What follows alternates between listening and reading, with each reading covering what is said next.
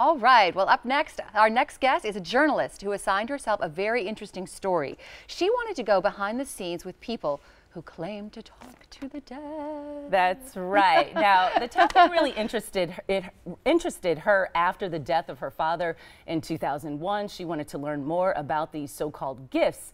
After 20 years of interviews, she wrote this book, Psychics, Healers, and Mediums, a Journalist, a Road Trip, and Voices from the Other Side. We're thrilled to welcome author and Emmy Award-winning journalist Jenniffer Weigel to the Yellow Couch. Thank you so much for being here. Thanks for having me on the Yellow Couch. It's pretty cool, right? Very cool. Well, it's so cool for us to have you here. First, tell us a little bit about your writings and why you wanted to write about this subject. Well, it's very personal for me. I know if anybody's out there who's lost someone, you're kind of paralyzed in grief. And so for me, I was sad, but I also, as a journalist, felt I didn't want to get taken advantage of or ripped off, and all these people claim to have these gifts, and so I thought, maybe I'll just write a manual for people who are grieving so they don't get ripped off either. That sounds like a great idea. Right? And so I decided with each of these people that I would bring somebody with me that they couldn't Google ahead of time. Because you can Google me all day long, right?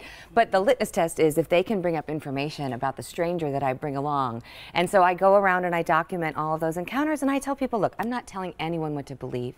I'm just telling you what happened to us, and you can discern for yourself, because I am a journalist, and I want my sources to be like someone I can touch on the Yellow Couch. You know? Right. Not someone you're yapping at the ceiling and talking to. So it was hard for me as a journalist to kind of make sense of some of this data that is so unexplainable. So I tell people I'm on a journey to help explain the unexplainable. So no, was it the death of your father that prompted you to look into, am I able to speak to him after he is gone? Well, I just felt so sad because I talked to him 5 times on the phone a day, and that silence was deafening. And then a lot of these people say that we can indeed develop our intuition. I kind of wish instead of psychics being the headliner on this book, it said intuitives, because I also interviewed medical doctors and historians, theologians, rabbis, priests, and psychics, mediums, and healers.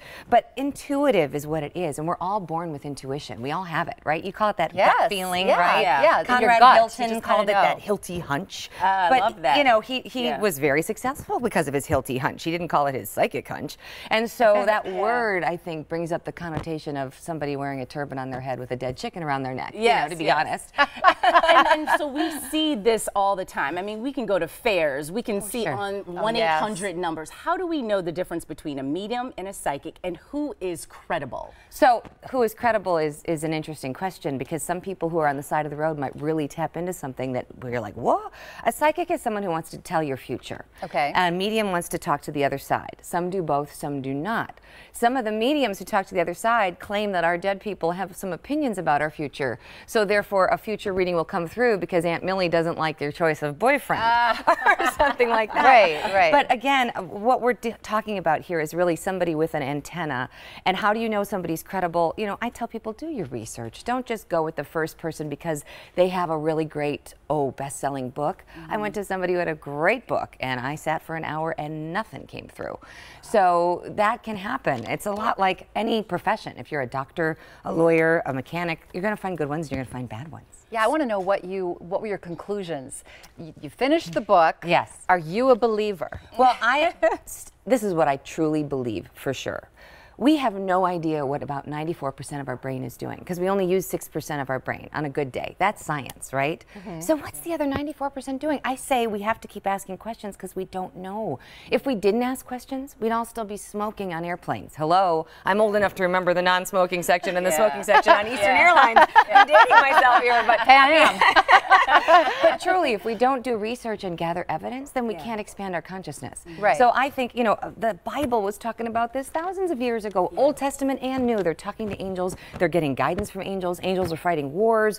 Hello, the resurrection, that's talking to the dead. So what I'm saying is this has been going on for a while. It's just a matter of finding people that I think are really trying to help other people, not trying to steal from other people. So if we wanted to tap into our inner conscience, and we don't want to sound crazy, because if I talk to half of my friends and I'm like, yeah, I heard from my grandmother or something, they're going to be like, Steph, you need some medication.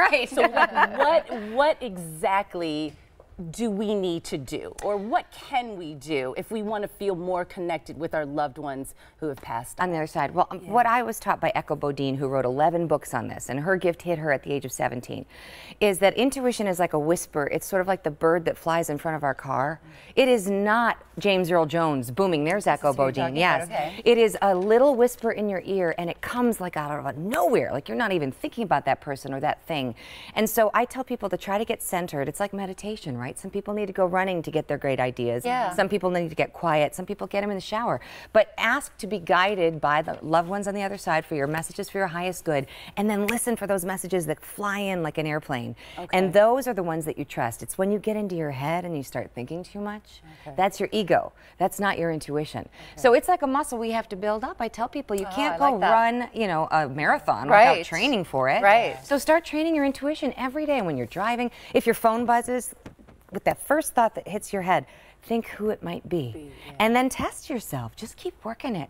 Work it every day. Oh my gosh. Start small. Your book sounds really interesting. It's fun, And it's great to talk to her. Yes, it's very great. And you know what? You're generous to give a couple books away to a few of our viewers. Absolutely. So callers 4 and 5 will win the book. Give us a call at 414-799-4444. And you can also visit Jen's website at jennweigel.com for more information on the book. There it is, Psychics, Healers, and Mediums. Thank you so much. It's so interesting. I wish we could talk longer. But Me too. I'll come back anytime. You girls are awesome. Back. Okay. Please come back. Thank you so much.